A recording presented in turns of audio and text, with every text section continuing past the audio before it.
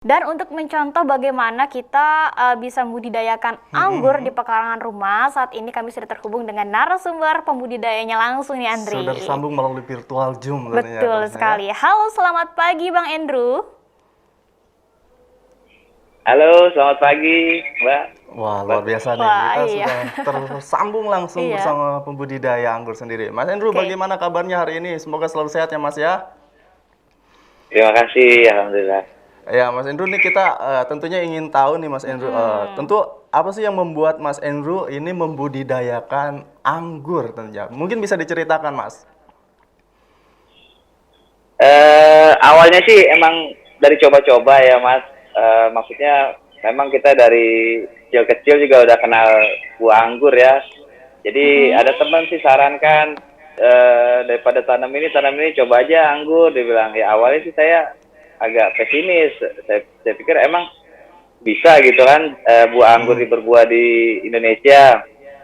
Akhirnya karena penasaran saya coba tanam dua jenis. Pertama 2 jenis, 6 bulan saya rawat lalu berbuah. Dari situlah saya mulai gabung grup, lalu saya coba tambah jenis-jenis lain seperti itu awalnya. Iya, Mas. Ya. Untuk saat ini ada berapa jenis anggur yang ditanam oleh Mas Andrew sendiri di pekarangan rumahnya, Mas? Kurang lebih 80-an jenis, tapi nanti akan diseleksi lagi karena beberapa jenis anggur yang saya punya itu sepertinya iklimnya tidak cocok ya. Jadi ada beberapa jenis yang agak susah berbuah, dan sekalipun berbuah itu hanya 1 dompol atau 2 dompol gitu. Yang kita mau kan satu pohon bisa menghasilkan 50 dompol atau 70 dompol, banyak lah. Oke, Mas Andrew, untuk kesulitan atau kendalanya tersendiri saat menanam anggur di daerahnya itu apakah ada, Mas?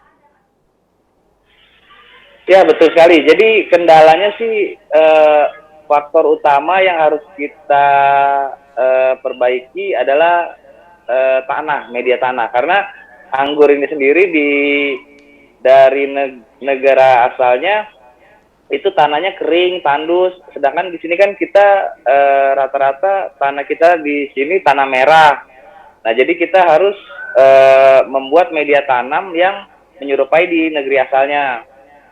Dan untuk pH tanah sendiri kita usahakan pH tanah kita itu netral antara 5,5 sampai 7.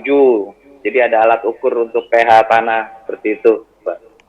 Iya, baik untuk budget sendiri, untuk modal sendiri itu menghabiskan berapa kira-kira, Mas, untuk menghadapi kesulitannya mungkin, dan agar juga bisa menghasilkan buah yang baik dan juga berkualitas? Untuk budgetnya sih saya rasa terjangkau ya, Mbak, karena bibit anggur itu mulai dari harga 125.000 itu tinggi kurang lebih 40 sampai 60 cm. Nah, jika kita tidak punya perkarangan rumah, mungkin kita bisa tanam di pot yang ukuran diameter 50 cm atau 60 cm. Nah, itu kan kisaran 60 ribuan. Lalu media tanam juga sudah ada yang jual tuh di tukang-tukang kembang, tukang tanaman. Pupuknya sendiri selama masa pertumbuhan itu hanya menggunakan NPK seimbang 16-16. Kisaran harga 1 kilonya 15.000. Jadi ya terjangkau lah, mungkin untuk coba tanam 1 atau 2 tidak sampai 500.000 ya. Ya, berbicara terkait permodalan juga berkaitan dengan keuntungan. Bagaimana sejauh ini, Mas? Untuk anggur sendiri prospeknya masih bagus ya, Mbak, ke depannya. Karena gini, dari bibit yang tadi 125.000, 60 cm ya tingginya, lalu saya pindahkan ke pot besar. Nanti setelah 3 bulan itu tingginya bisa mencapai 4 sampai 5 meter. Nah, dari harga 125.000 tadi saya bisa jual 500 atau 600.000 ya. Nah, setelah yang 500-600.000 ini berbuah, itu harganya bisa di atas 1,5 juta. tergantung dompol buahnya di pot. Karena kalau misalnya 2 dompol mungkin kita jual 1,5 juta, tapi kalau 10 dompol di satu pot itu mungkin bisa jual 3 juta seperti itu. Wah, luar biasa sekali ya Iya. tentunya omsetnya sendiri ya Mas Andrew ini. Nah, Mas Andrew tadi sempat dikatakan ya, tentunya ada beberapa jenis yang ditanam di pekarangan rumahnya sendiri, Mas. Nah, adakah Betul. jenis anggur yang memang benar-benar mudah dan jenis anggur yang paling sulit dan yang paling mudah itu apa, Mas? Jenis anggur yang seperti apa, Mas? Mungkin yang tentunya yang paling mudah terlebih dahulu deh, Iya. jenis yang bisa ditanam. Baik, untuk yang mudah sendiri, kalau istilah di kita nih pertanian ini genja ya. Genja itu gampang berbuah, terus buahnya banyak, rimbun. Nah, itu jenisnya ada Jupiter. Untuk Jupiter ini sendiri, warna buahnya merah kehitaman. Rasanya agak unik karena ada aroma mangga harum manisnya kuat sekali. Jadi kalau misalnya kita kasih icip-icip ke anak kecil, itu dia akan bilang, mangga bukan anggur, karena saya coba 3-4 anak saya kasih dan mereka bilang mangga.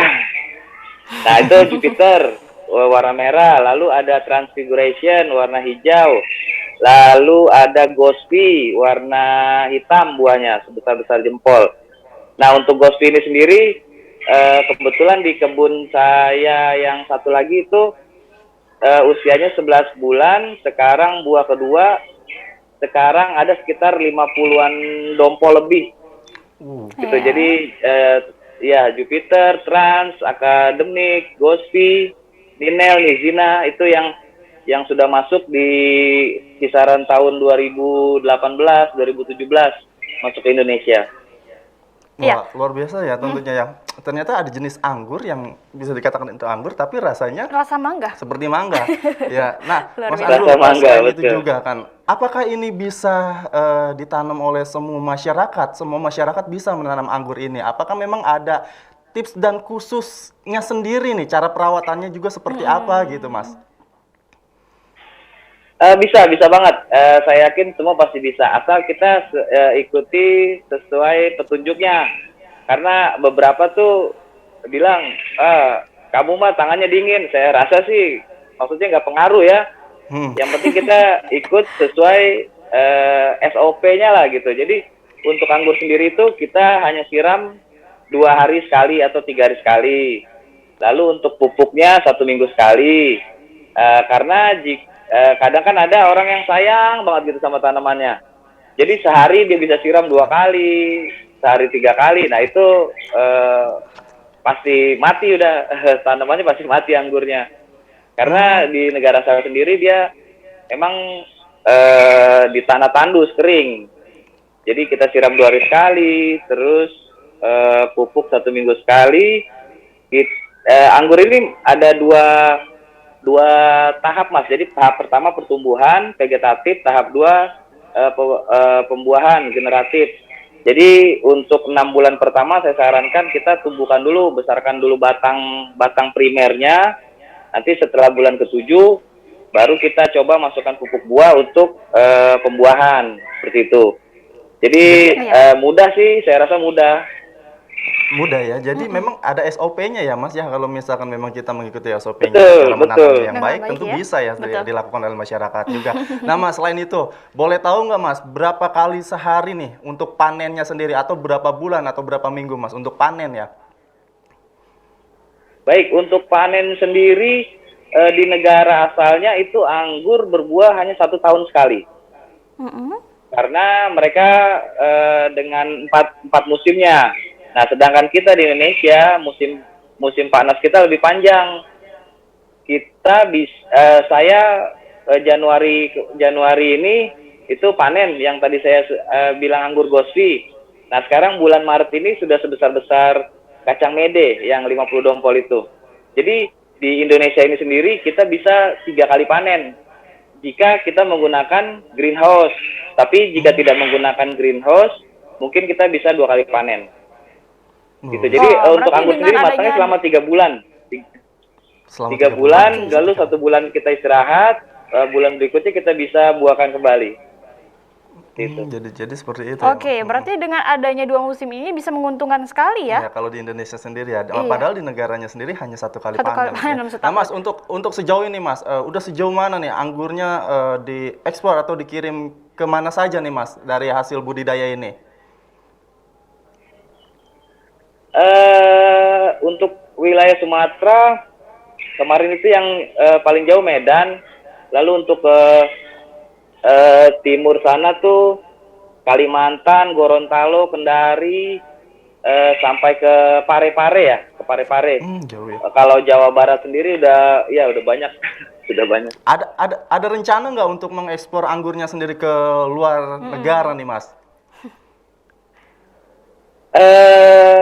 Kalau saya sih hanya fokus di bibit ya, karena belum fokus di buah. Karena gini, untuk menghasilkan buah sendiri kita harus punya lahan tuh ya kurang lebih 1 hektar 2 hektar gitu. Jadi kalau saya bibit awal itu saya buat indukan, indukan itu berbuah, lalu dari indukan tersebut saya buat bibit-bibit. Jadi bibit itulah yang saya jual gitu. Iya.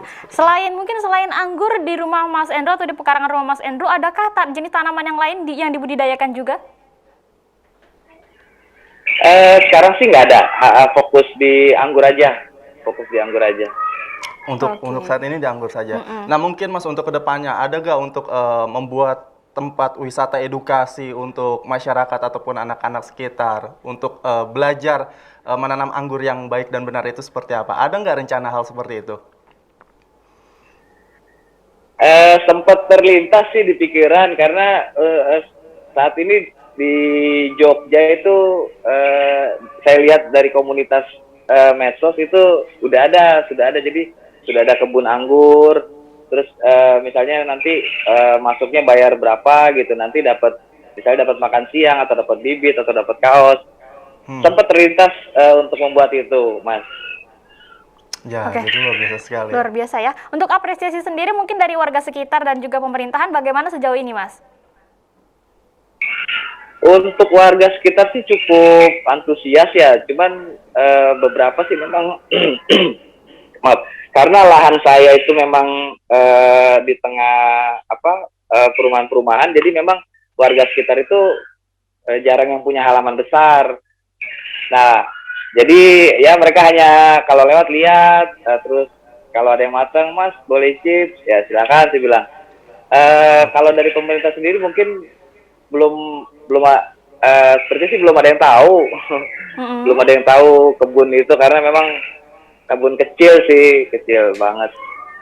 Iya, baik Mas. Pertanyaan terakhir Mas. Mungkin ada tips dan triks dan juga harapannya kepada pemirsa untuk bisa menanam anggur di pekarangan rumahnya dan tentunya bisa menghasilkan omset yang sama nih sama Mas Andrew ini. Ada nggak tips dan triks dan juga harapannya? Silakan Mas. Baik, untuk pertama sih jika kita ingin menanam anggur, saran saya carilah penjual bibit yang recommended.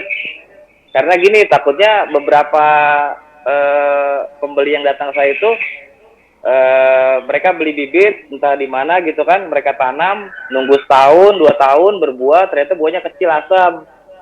Nah itu kan sayang banget ya, maksudnya kita udah rawat capek, ternyata buahnya kecil, tidak sesuai yang kita harapkan. Nah pertama sih itu, cari dulu penjual bibit yang recommended, yang benar-benar, yang betul-betul jenisnya itu valid, tervalidasi lah jenisnya. Lalu jangan takut anggur kita itu tidak berbuah. Maksudnya jika kita sudah tanam, kita suburkan, pasti kita bisa panen. Gitu. Jadi yang penting ikut SOP Mas. Ikut SOP, insyaallah berbuah. Baiklah Mas Endro, terima kasih banyak untuk diskusi kita di pagi hari ini. Baik, sama-sama Mbak.